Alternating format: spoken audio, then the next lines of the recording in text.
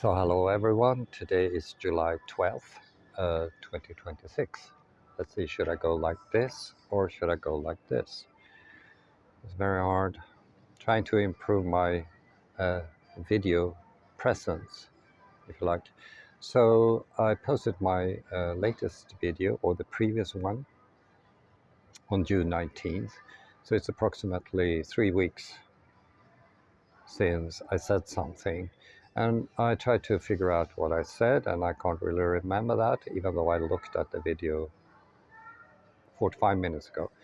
Anyway, uh, as you know, I'm a research psychologist by training, specializing in executive functioning and nutrition psychology.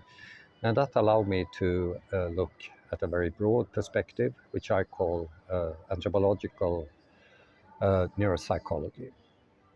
So it covers, brain growth uh, as a function of change in diet and what happens from birth during early childhood up to adolescence and stuff like that, as well as, of course, leadership and organization stuff.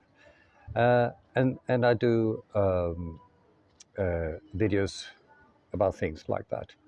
Now, because I'm in Finland, my reporting is focused on Finland, and because I was recruited here as a research leader to figure out the future of food production from a perspective of entrepreneurial thinking. Um, that led to one or two things. Um, I had to activate my other phone because it fell asleep. It had led to one or two things. First and foremost, my research sort of diverged, went in a different direction according to what was common knowledge here in Finland. Another thing was that I started to collect reportings from this very country's government arms and organizations.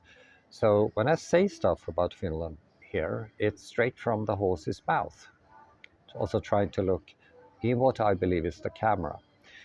So this started in November 2020, when a lady from nutrition, she's doing nutrition stuff, claimed that Finland suffered from a child obesity epidemic. And then it was just, one report after another. And this list now contains 40 things, 40 points. And I'm going to talk about the latest one, which reads, this is like a Google Translate from July 2nd. This is state media, Yle, which reports that southwest Finland, that's where most people live, reaches annual average for deadly violence already in June. Now, this is a big topic, of course, because lethal violence means someone is ending someone else's life, and that's a horrible act, of course. And we believe, from my viewpoint, sorry, that this is explained by antisocial behavior. So the act of attacking another person is an act of antisocial behavior. Well, why do people act in an antisocial way, and who is the typical perpetrator and victim, and so on? If you're a jurist or a politician or anything like that, you probably believe that, it's someone who doesn't obey the law, stuff like that.